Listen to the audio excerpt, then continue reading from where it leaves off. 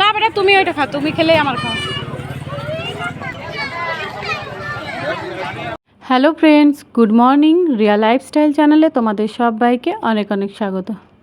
চলে এলাম নতুন একটা ব্লগ নিয়ে। তোমরা সবাই কেমন আছো? আশা করি ভালো আছো। আমরাও ভালো আছি, সুস্থ আছি। তো এই যে দেখতেই পাচ্ছ, সকাল সকাল আমরা বেরিয়ে পড়েছি গাড়ি নিয়ে। তো গাড়ি নিয়ে এখন যাচ্ছি হচ্ছে মাম্মামের স্কুল। তো মাম্মাম এখন হঠাৎ সকালে ঘুম থেকে উঠে খুব কান্না করছিল যে আমি স্কুল যাব না, আর স্কুল যদি যেতেই হয় আমাকে তাহলে আমার মাম্মাম আমার সাথে যাবে। তো সেই জন্য ভাবলাম যে ওর স্কুলটা কেন অ্যাবসেন্ট হয়, তাই ওর সাথে আমিও যাচ্ছি ওকে স্কুলে ছাড়তে। তো দেখো কোনো রকমে তাড়াতাড়ি করে রেডি হয়ে আমরা বেরিয়ে পড়েছি। তো কি বলো তো, মাম্মাম একটু কান্না করলে ও না বমি করে ফেলে, তো তার জন্য ওকে বেশি কান্নাটা আমরা খুব চট করে আমি করতে দিই না। তো যেতে যেতে হঠাৎ আমার মনে পড়লো কালকে ওর পেন্সিল বক্সটাই আমি ঢোকাতে ভুলে গেছি ব্যাগের মধ্যে। তো দেখো বর আমাদের গ্রামে পাশেই আর কি কলোনি আছে একটা, তো ওখানে মনে পড়েছে বলে দেখো একটা দোকান আছে ওখানে। তো সেই দোকানের মধ্যে এখন পেন্সিল, ইরেজার, শার্পনার তিনটেই কিনে নিতে হয়েছে। তো যাই হোক, সকালে দোকানটা খোলা পেয়েছি বলে অনেকটা রেহাই। তো দেখো সকালবেলা বাজারটা কি অনেকটাই ফাঁকা ফাঁকা, মানে সকালে সেরকম ভিড়ভাড় মানে বাজারে নেই আর কি। তো এরকম সকালে খুব একটা আমার আসা হয়নি কোনো দিনই। তো তাই আজকে অনেক দিন পর আসছি, তো তাই দেখে বুঝতে পারলাম যে দোকানটা পুরো ফাঁকা। তো যেতে যেতে হঠাৎ আমাদের দোকানটার পাশ হয়ে পেরিয়ে গেলাম। তো এই যে দেখো, এটা হচ্ছে আদ্রা বাজারটা পুরোটা। আর কি বলো তো, মাম্মাম প্রথম 2 সপ্তাহ ঠিকই স্কুল গেল। এখন হঠাৎ কি ওর হয়েছে, স্কুলে একদিন নাকি ওকে কোন একটা বাচ্চা একটু মেরেছে। তো সেই মারার কারণে ও মানে ভয় পেয়ে গেছে আর কি। তো সেই কারণে এই নিয়ে 2 দিন যে বায়না করছে স্কুলে যাব না আমি, স্কুলে আমাকে মারে।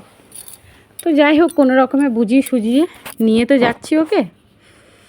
তো দেখো মাম্মামকে স্কুলে রেখে বাড়ি চলে এসেছি, আর বাড়িতে এসে রান্নাবান্না করে নিয়েছি। রান্নাবান্না শেষ হওয়ার পরে এই গাড়িটা তো কদিন আমাদের খারাপ হয়ে গিয়েছিল, তো যাই হোক এখন সারিয়েছে আর কি। তো বরকে বললাম যে তুমি গাড়িটা একটু পরিষ্কার করে নাও, কারণ গাড়িটার মধ্যে মানে যেহেতু গাড়িটা ধরো রাখা ছিল, গাড়িটার মধ্যে প্রচণ্ড ধুলো বসে গিয়েছিল। তো ভাবলাম যে যখন গাড়িটা বের করাই হয়েছে তখন একটু পরিষ্কার করে নাও, দেখতেও ভালো লাগবে। আর তোমার মাম্মামকে যখন নিতে যাব তখন আর এই গাড়িতে যাব না, তখন বাইকে যাব। আর এদিকে দেখো আমার শাশুড়ি মা পেঁপে কেটে দিয়েছে, পাকা পেঁপে। তো দেখো পেঁপেটা কিন্তু অনেক বড় আর কি সুন্দর পেকেছে দেখো পেঁপেটা, এত মিষ্টি মানে খেতে মানে ধারণার বাইরে। তো যাই হোক, এত বড় পেঁপে তো ধরো আর একদিনে খাওয়া সম্ভব নয়। তো অর্ধেকটা রেখে দেবো, অর্ধেকটা ফ্রিজের মধ্যে রেখে দেবো, আর দেখো বাকি অর্ধেকটার থেকে বেশি একটু আমার শাশুড়ি মা কেটে নিচ্ছে। আমার আবার কি জানো তো, পেঁপে কাটলে হাতগুলো খুব জ্বালা করে, সেই জন্য পেঁপেটা আমি কাটি না, পেঁপেটা আমার শাশুড়ি মাই কেটে দেয়। তো এই যে দেখো আমরা আবার মাম্মামের স্কুল চলে এসেছি, আর মাম্মাম দেখো মাম্মামকে একটা আইসক্রিম কিনে দিচ্ছি, কারণ মাম্মাম তো খুব কান্না করছিল আজকে। তাই ভাবলাম যে একটু ওকে তোমার আইসক্রিম দিয়ে ওকে একটু ভুলাই। তো দেখো সেই আর কি ওকে আইসক্রিম কিনে দিয়েছি। তো আইসক্রিমটা কী হয়েছে বলো তো, এই আইসক্রিমটাও নিতে চাইনি, তো দেখো আইসক্রিমটা চেঞ্জ করে একটা কর্নেটো কিনে দিলাম। তো যাই হোক চলো, মাম্মাম এবারে আইসক্রিম খেতে খেতে বাড়ি যাবে। আর বাড়ি যাওয়ার আগে আমাদের অনেকগুলো কাজ আছে, অনেকগুলো বলতে কি 2-3টে কাজ আছে। তো চলো আগে সেই কাজগুলোই সেরে ফেলি। আর মাম্মাম দেখো নিজে আইসক্রিম কিনেছে, তো দিয়ে আমাকে বলছে কিন্তু যে মাম্মাম তুমি আইসক্রিম খাবে না। তো আমি ভাবলাম যে না, ওই খাক, আমার আর খাওয়ার দরকার নেই। তো দেখো এই যে মাম্মামকে নিয়ে আমরা বেরিয়ে পড়েছি। এবার বাজারে। তো বাজারে কি কিনবো, এখন তো চৈত্র মাসের সেল চলছে, তোমরা তো সবাই জানো। তো প্রতি বছর সেলে কিন্তু আমাদের মানে কিছু কিনি আর না কিনি দেখতে আসা হয়ই। তো দেখো সেই আর কি, এই বছরটাতে লেট হয়ে গেল, তো আজকে আমরা চলে এলাম।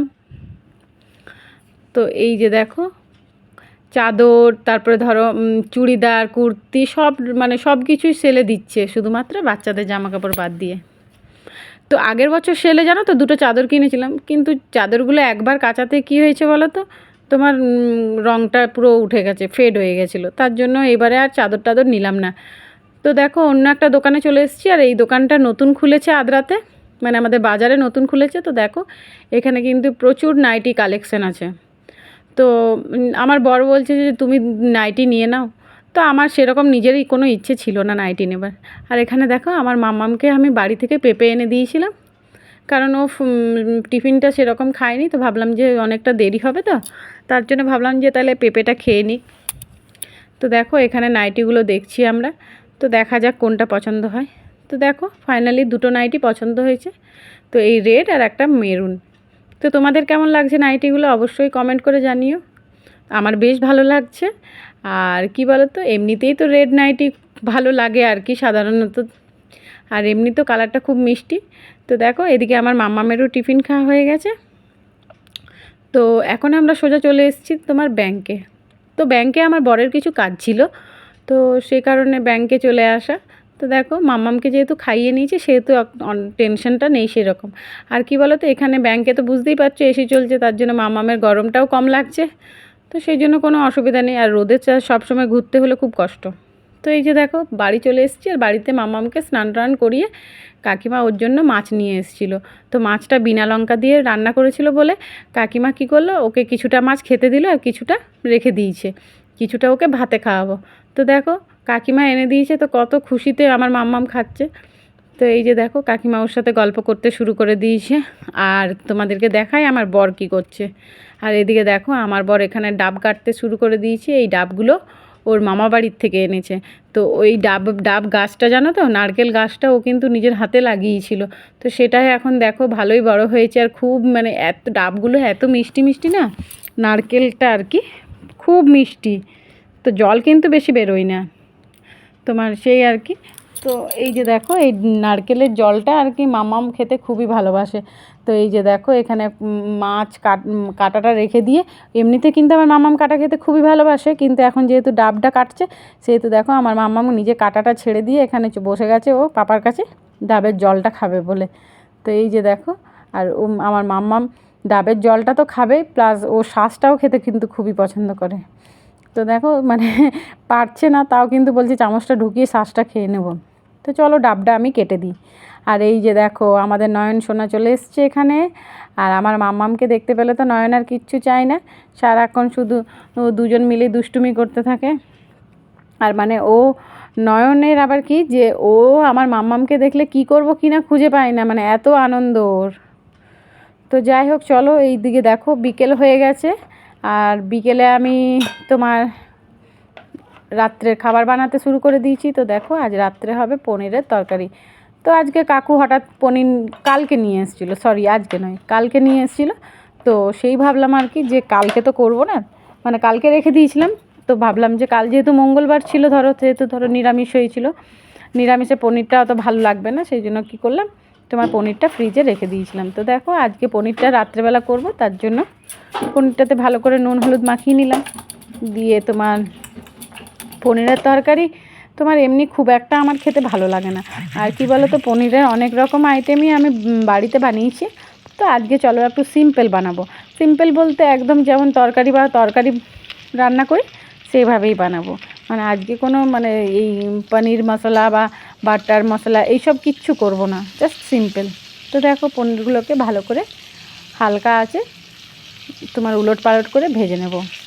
আর ভেজে নেওয়ার পরে সেরকম কিছু না, ওই পেঁয়াজ দিয়ে মশলা টশলা দিয়ে কষিয়ে জল ঢেলে আর সামান্য একটু ওর ওপর দিয়ে আটা দিয়ে দেবো, তাহলেই হয়ে যাবে আমার পনিরের তরকারি। তো এই যে দেখো পনিরগুলো তো ভাজা হয়ে গেছে। তো চলো তোমরা দেখতে থাকো।